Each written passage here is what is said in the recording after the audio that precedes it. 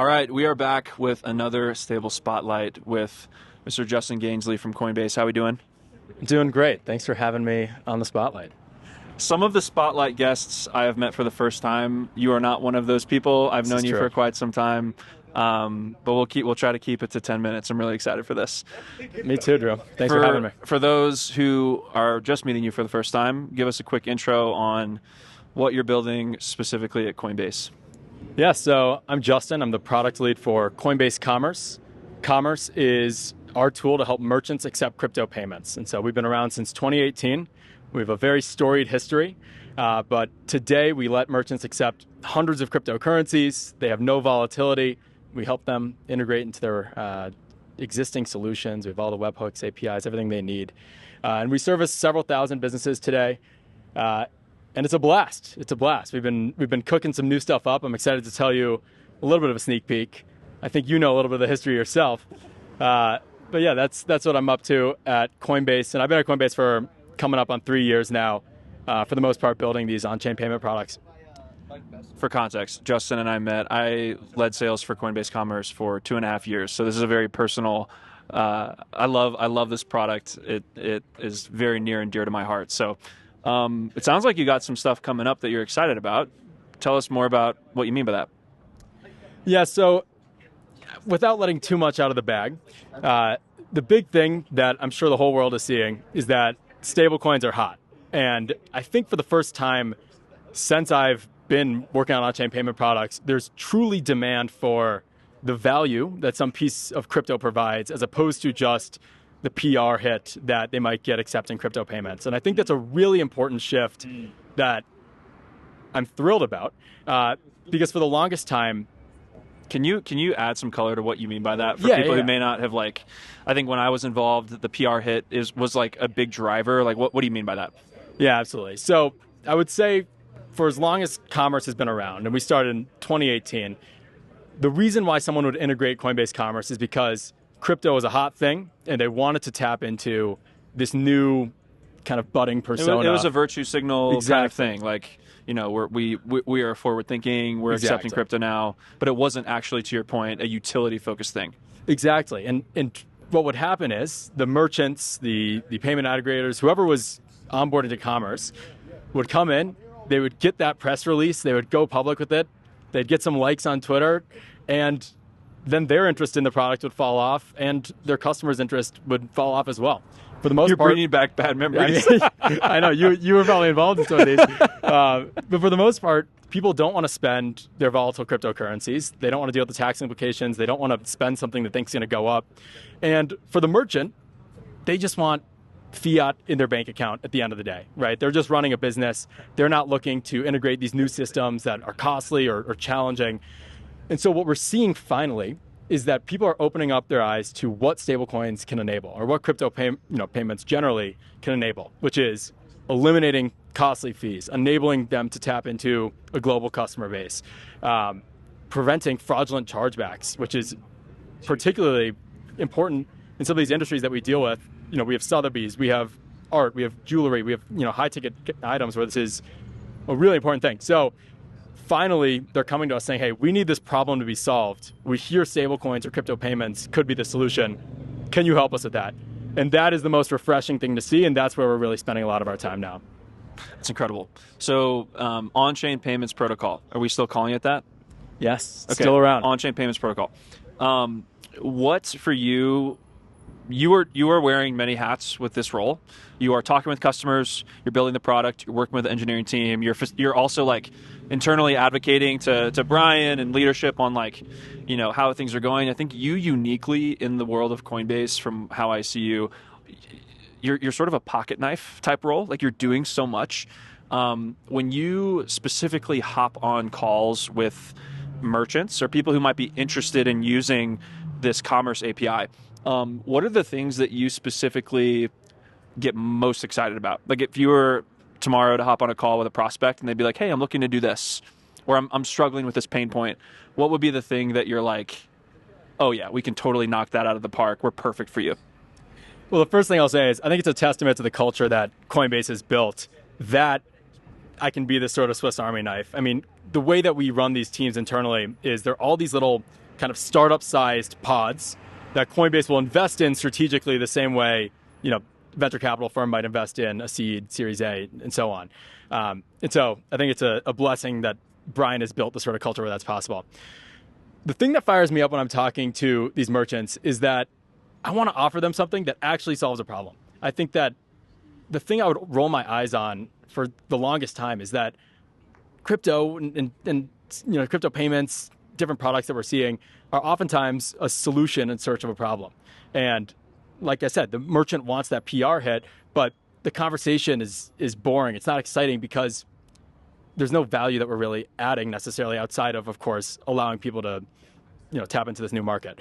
What we're seeing now and what really gets me fired up is when the merchant has this problem and we can actually solve it. So someone says, hey, I am trying to tap into a customer base that's located across borders. Today, it's prohibitively expensive. Can you help me with this? And it's like, yes. We can absolutely help you with this, and here's how. Same with fees. There are many merchants who operate in industries where fees might be extraordinarily high. For example, going back to high-ticket goods, merchants will have to pay extra to prevent against fraudulent chargebacks. And so you might have merchants paying 4.5% on every transaction. Think about passing that back to the customer or to the merchant when you're selling something in the multiple thousands of dollars. These are the cases where I get so fired up because the merchant is incentivized to make it happen too. The merchant has historically in the traditional landscape just been the one who has to deal with all of that. Like all of the downside risk of chargebacks have unfortunately fallen on, often the small business owner who's just trying to run their business. It's really sad. Exactly. But on-chain payments totally reframes that. Yeah, and there's a sparkle in their eye when they hear that this is not just the cost of doing business, right? There is a better solution. And I think that over time, these sort of stablecoin payments should trend towards zero fees. And so putting 4% back into their pockets, which they want to give back to their customers too. I mean, this is how we create real value. Let's talk about making money. So it's going to 0% fees. I'd be curious, strategically, as you think about the future of making a revenue-focused business model with taking payments. Do you think that strategically transaction fees is really the play here, or do you think that there might be other creative ways that Coinbase as an ecosystem, the base blockchain, are there other ways that Coinbase might be thinking about the commercial element of payments outside of fees? Because you guys are involved with, the Coinbase developer platform. You guys can make a ton of different, there's a lot of value frameworks that you can go to a business and say, hey, we have all of this stuff. Is the transaction fees actually, do you think, going to be a big revenue line item or something else? Yeah, I think over time, transaction fees will certainly trend towards zero. And anyone can come on and integrate our on-chain payment protocol today and leverage some of these benefits for free. I do think that these sort of... It's 1% still? It's still 1% to use the commerce product. TBD. Still better than... Where that lands, of course. Yeah. But I do think over time, the fee and where the merchant or customer ends up paying really needs to be a factor of the value that we're providing. And I think that stablecoins generally is table stakes to solve some of these problems. And so I don't know if there has to be a fee. I think we can make money in other ways. I think that businesses are saving money by being in the crypto ecosystem. Perhaps leaving the ecosystem is a place where there can be value accrual. So going from stables back to fiat. Alternatively, I think we need to provide other pieces of software that are really valuable to merchants that they would want to pay for. Like what? TBD, but I think come on. Give us a little bit. I would say that if the other side of the equation is how do we get people to want to pay over these rails? And so if we can have something that's really compelling that ultimately gets more of their customers to convert, that get more of their customers on these rails that will ultimately save them money, that could be something that we charge for as well. When do you think we're going to have more clarity on what you mean by that? Or is there anything, on the horizon or big partnerships or big announcements that we can be on the lookout for in the next quarter, 2 quarters? There's certainly really exciting stuff on the horizon. Looks at the head of comms who's standing right over there. I would say stay tuned. There's stuff coming soon. And I tried. I really did. Here's what I'll say. Nothing happens overnight. And so I think that each step is going to be iterative. Each step is going to get us closer to this grand vision of bringing the world's payment rails on chain, bringing the world's GDP on chain, right? We want to get there's what, 80 trillion, 100 trillion dollars of commerce every year. Like we're not even a percent of a percent yet. And so I think it'll take a while to get there, but I expect there to be some really exciting announcements down the line. I think the commerce product will be night and day different from the start of 2025 to the end of 2025. Wow. That's a big statement. Yeah. Well, entirely different. Hopefully I can live up to it, but I do think we're treading in that direction. That's so exciting. Well, Justin, thanks for joining us. Where can people learn more about you, about commerce? I know that you're constantly putting out these really cool like video demos on Twitter. Where can people go to see more? Yeah, my Twitter is @GainsleyJustin. You can find my nice little video demos there. I like to highlight what people are building on top of our product. And so, are these all one takes? Like how many takes per publish? Is it like 3, 4, 1 typically? Because they're pretty good. I appreciate that. Is it always that good on the first? I just got Screen Studio, and so that's helping it a lot too. Oh yeah. The strategic zoom.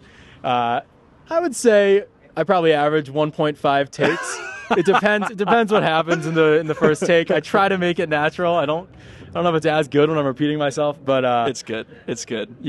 Awesome, I've been getting good responses on those. So yeah, it's cool to see. That startup spirit. I think Coinbase, as one of the most, one of the more the name brand in the space, still operate in many ways like a startup, and giving folks like you the ability to have agency, freedom, operate like an owner, and I know that's a core tenet for them. So thanks for coming on. Excited to see more this year. Thank you for having me, man. Boom. That was your Stable Spotlight with Coinbase. Thanks for watching.